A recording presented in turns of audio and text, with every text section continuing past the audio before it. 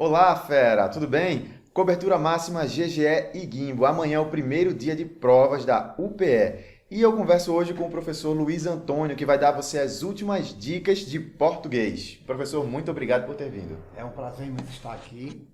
E para você, fera, especialmente alunos GGE, vocês vão ter um dia bastante agradável, que é a prova de português da UPE. É uma prova bastante previsível, né? É uma prova tradicional que, digamos assim, ela cobra bem a questão da interpretação de texto, né? Então, o foco não é gramática, né? Em relação à gramática, a gente pode dizer que os assuntos mais cobrados são pela ordem, concordância, principalmente a concordância verbal, regência e pontuação. Em relação à concordância verbal, vale a pena lembrar que a UPE ela concentra esse assunto em alguns tópicos que se repetem ano a ano. Eu tenho percebido isso de maneira bem sistemática. Eles usam os mesmos casos de concordância verbal, que vale a pena citar os seguintes. É a posição do sujeito em relação ao sujeito composto, ele interfere na concordância verbal. Quando o sujeito composto vem depois do verbo, a dupla possibilidade de concordância. Pode o verbo concordar com todos os elementos ou concordar com o mais próximo. Por exemplo, faltou água e luz no meu prédio. Faltou água e luz, concordando com o mais próximo. Ou faltaram água e luz no meu prédio. Agora, se o sujeito composto está na ordem direta, é obrigatório o plural. Outra ênfase também, eles trabalham muito a questão dos verbos impessoais. Para fins de concordância verbal, basta você lembrar apenas dois verbos impessoais, que são o verbo haver, no sentido de existir, e fazer, indicando tempo. O que é que acontece com esses verbos? Como eles não têm sujeito, eles não têm por que variar. Então, por exemplo, houve um erro na minha prova, houve dois, houve três, houve muitos erros, e não houveram. O verbo haver no sentido de existir, ele não pede plural, ele fica no singular. A mesma coisa acontece com o verbo fazer. O verbo fazer indicando tempo também fica no singular. Faz um ano que me formei. Faz 2, faz 3, faz 10 anos.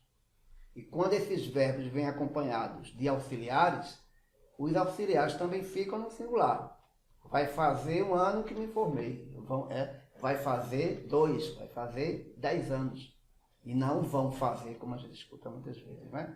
Outro tópico de concordância também muito cobrado é a questão do sujeito começando com expressões como nenhum de, algum de, qual de, quem de, cada um de. Por exemplo, cada um de nós é responsável por nossos atos, ou cada um de nós somos responsáveis.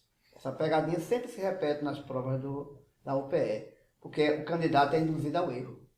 Porque ao dizer cada um de nós é, aparentemente pode soar errado, mas é o correto. Porque ao dizer cada um, você está individualizando. Então, quando o sujeito começar com algum de, quem de, qual de, cada um de, obrigatoriamente o verbo fica no singular. E é sempre cobrado isso, né? Nenhum de nós vai viajar ou nenhum de nós vamos viajar. Aí a pessoa, quando escuta nós vai, né, soa aparentemente errado, mas nenhum de nós vai viajar. Outro tópico também de concordância muito cobrado é a questão da posição do sujeito simples. O verbo concorda com o sujeito. Quando ele é simples, não importa a ordem. Ele pode estar na ordem direta ou inversa. Por exemplo, falta um dia para a prova. Falta 2 ou faltam 2? Faltam 2. O fato de estar na ordem inversa não quer dizer que o verbo fique no singular. Então, muito cuidado com esses tópicos, que eles tendem a se repetir. Em relação à pontuação, vale a pena lembrar que entre o verbo e o sujeito não pode haver vírgula. Você pode até fazer uma pausa na fala, mas são casos clássicos, são erros clássicos de pontuação, querer separar o sujeito do verbo e o verbo dos complementos. Então lembre, entre o sujeito e o verbo, e entre o verbo e o complemento, não pode haver vírgula. Você pode até fazer a pausa, nada impede. Porém, a vírgula não é aceitável. Em relação à compreensão de texto, é importante que o candidato faça uma leitura bem compenetrada, a fim de detectar detalhes do texto. Então, ficar atento aos conectivos. não é? Advérbios, conjunções, preposições, dando ideia do texto como um todo, não é?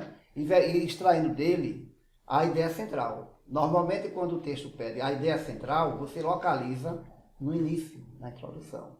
E, normalmente, essa ideia central ela é retomada no final. Então, eu tenho certeza que o nosso aluno que está resolvendo questões em sala de aula, resolvendo simulados, né? Fazendo a revisão, resolvendo questões dos últimos anos, como nós temos feito em sala de aula, ele vai fazer uma prova tranquilamente. Né? No mais, quero desejar a todos, né, uma excelente prova. Muito obrigado, professor. E não esqueça, fera, de amanhã levar documento com foto, caneta azul ou preta e também o cartão informativo. Boa prova e até a próxima!